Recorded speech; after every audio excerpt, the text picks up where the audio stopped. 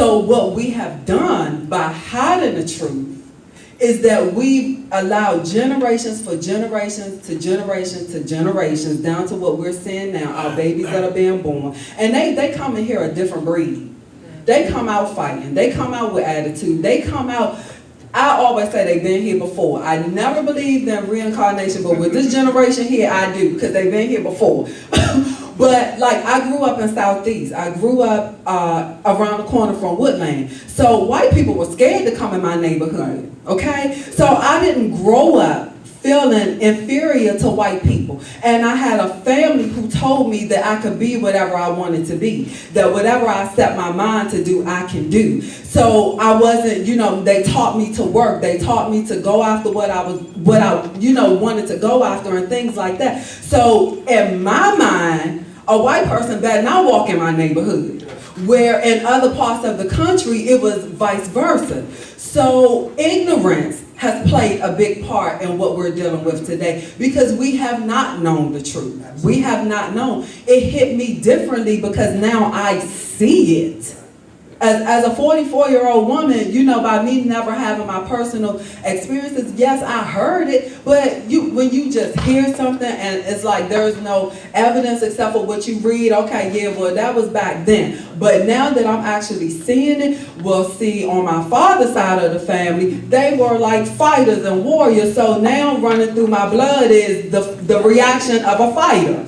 Okay, but then I have my mother who balances me out because she was like a peacemaker, but I'm not as much as a peacemaker as she is. But what I know is that I need to be balanced in my approach to the fight that we're in. So ignorance has caused us to some to be in a place where they become numb to it and you don't know how to respond to it. That's a problem.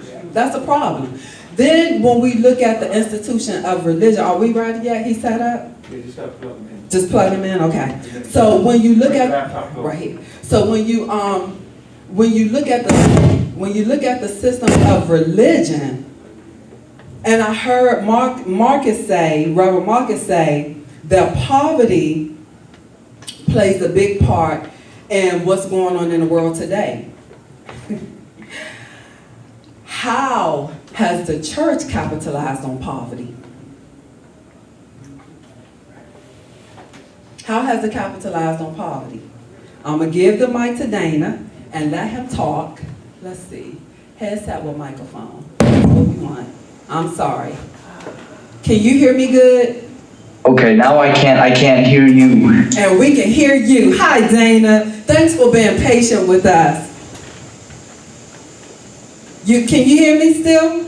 Uh-oh. Can you hear me? Yeah, we can hear you. My computer, they have to turn the speaker on. Okay, so Dana, you have the floor now. Dana? Can't hear you. Can you hear me? No, he's not going to be able to hear you, so you just got to... Oh, okay. Okay, Dana, go ahead and talk. You got to plug it in all the way. Plug it in all the way. All right. I don't know if I can hear you, but I just want to first of all say thank you to each and every single one of you. You know, you guys are the real heroes in this.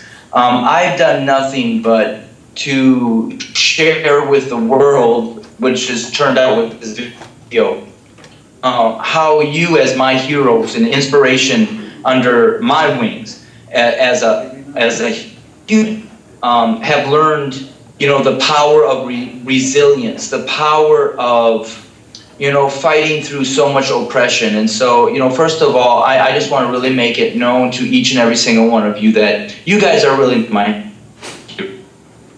It's a privilege to be, you know, called by God to be able to defend each and every single one of you any way that God will give me an opportunity to do so.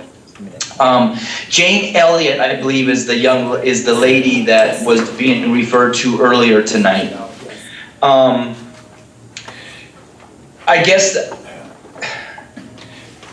I don't know where to really begin.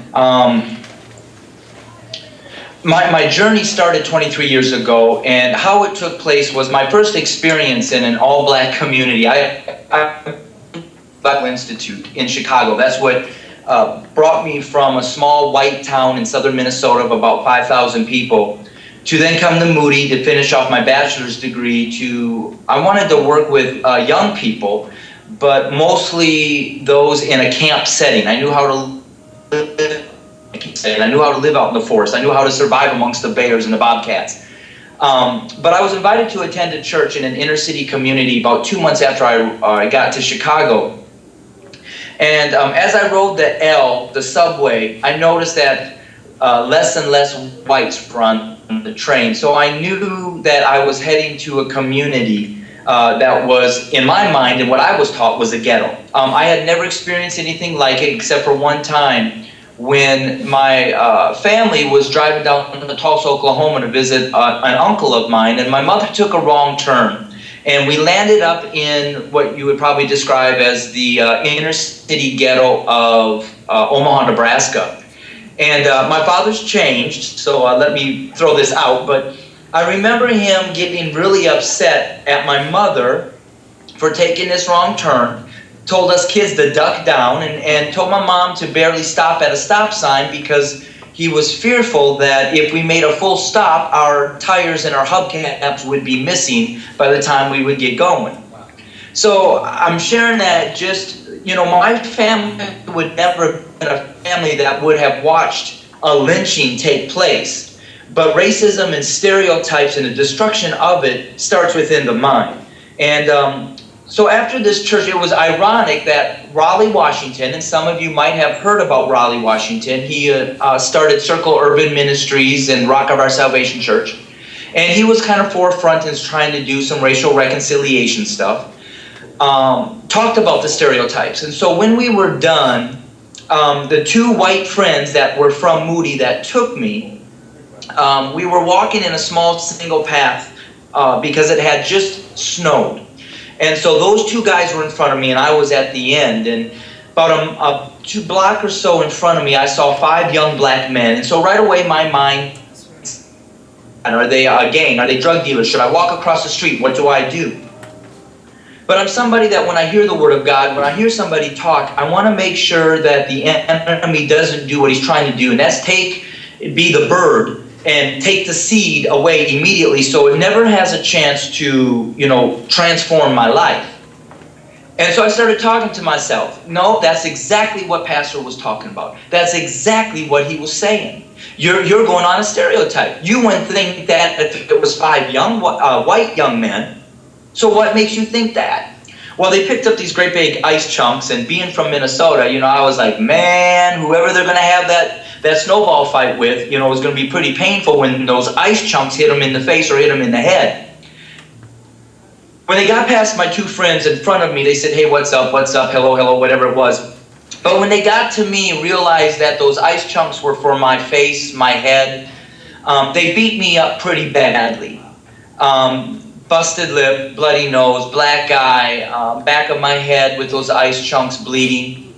But what struck me the most is when I was down on the ground, bloody, the last young man kicked me, and he said, welcome to racism. And all 5 guys ran off. I'm not going to say I was Jesus, that my forgiveness for them came immediately or instantly. But I thank God that what he did do over those next couple of months, while this continued to go through my mind and my heart, the Lord allowed me not to see the actions of these young men, but to understand the pain and the suffering that came and motivated these young men to take out their anger on me. And it was at that moment that I told the Lord, it was almost my Saul to a Paul conversion. The 2 friends that were in front of me were urban majors. I think maybe one of them lasted an additional 2 years after Moody in the inner city. I was going to be a youth pastor out in the wilderness. And 23 years later, I'm the one now that's been living in and ministering within our all-black communities. And so I really see that as a Paul-Saul conversion for me.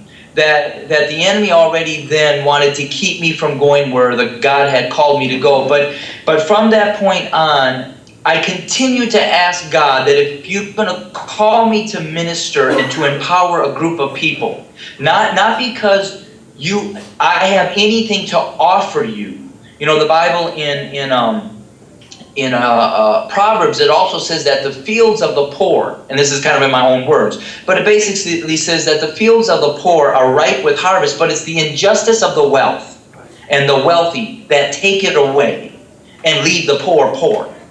And so from that point on, I asked God, you're going to have to show me, bring me through what I need to be brought through, so that I can have a type of an understanding to the pain and to the suffering and to the oppression that the very people that you're calling me to come to encourage, so that I will know. And it's just really ironic how throughout my life in these 23 years, God has strategically done that. And when we go back, you know, I tried to make a couple notes here. And just the information that the first gentleman gave about the history and all of that, I thank you. I eat that stuff up. But another lesson that I even learned, which kind of goes into what we're talking about tonight, was watching a simple game of Family Feud. And I'm putting. I have ADHD, so half the time I won't sit long enough to finish a chapter. But I'm putting a book together, and one of the chapters is called Let's Play Family Feud. And on this Family Feud game, we had a white family and we had a black family, and they were both called up, as we know the game goes. And the question was, name something that you eat in Thanksgiving dinner. Boom, the black family won the toss-up, and she said turkey, and so yeah, they got it. That was like the number one answer. The next individual in the black family there said macaroni and cheese. Well, then the family said sweet potato pie, greens. They go over to the white family and they say pumpkin pie. Ding, they win. And at that point, I already realized that the entire system in the United States has been set up for you to fail. Your answers were not wrong, but they were wrong according to the mainstream culture. So until that mainstream culture changes, you will always be set up to be wrong. So I think my fight now, one of the guys responded to my video and he said, well, I'm going to start up All White Lives Matter. You know, and at first you want to kind of say something to him, but then God just put in my heart and said, tell him to go ahead, and you would respect that. Because Dana, I want you to be too busy empowering people to not even have enough time to worry about to fight them. You get your people ready. You guys get ready, because see what happened is when Pharaoh finally released God's people, they didn't have to fight for nothing. They were given everything. And so I feel in my heart now is, yes, I'm going to proclaim the truth in hopes that some white individuals will join the team. But I'm not looking to change the mindsets of whites, because we've been trying to do that for generations, and it's just not going to happen. We can have all these little churches, and please, I'm not downing anybody, but all this racial reconciliation at the church is hogwash. Because you sit next to somebody in church and you walk away and you don't know nothing. You don't know what my black brothers and sisters are going through. You don't have a clue. And now you think that you're okay because, oh, I got a black friend. But you know nothing about their struggle. You invite them to your neighborhood. You invite them to your dinner table. You invite them to your activity. When do you go to theirs? You know, so my goal now is asking God to equip me to empower us as people, so that when God makes the way for us to make our transition, we will be ready to take that position. I get tired of them saying, well, look I got these on my Facebook pages. Well, look at this good cop. Look at this good cop. And I want to say, I don't give a dang about a good cop. Right. I'm a teacher. Are you going to say thank you for not beating my child today? Are you going to say thank you that you didn't slap my child upside the face because he got an answer wrong? I'm a teacher. It's my job to empower a student. It's my job to protect them. It's my job and should be my passion to empower them to succeed. And if it's not there, I'm wrong. I don't need to be thanked that when I leave a day at the end of a class that my principal says, Dana, I want to say thank you that you did not smack any of the students today. That's a given. So I'm really wanting to use my life, and I really feel like even in our black communities and within the church, we have believed the lies and we have adopted the system of the white man, even in dealing with our gang members and our drug dealers and our youth. We don't value them. I worked in an all-black school on the south side of Chicago, and in one quarter, 2 of our kids were shot and killed. And when I was brought in to do a substituting, and then they asked me to do some other stuff, but I took upon myself to do what I called freedom talk. So during the kids' lunchtime, I would invite these kids to come up to a classroom, and we would talk about things to help empower their mindsets. We talk about anything and everything.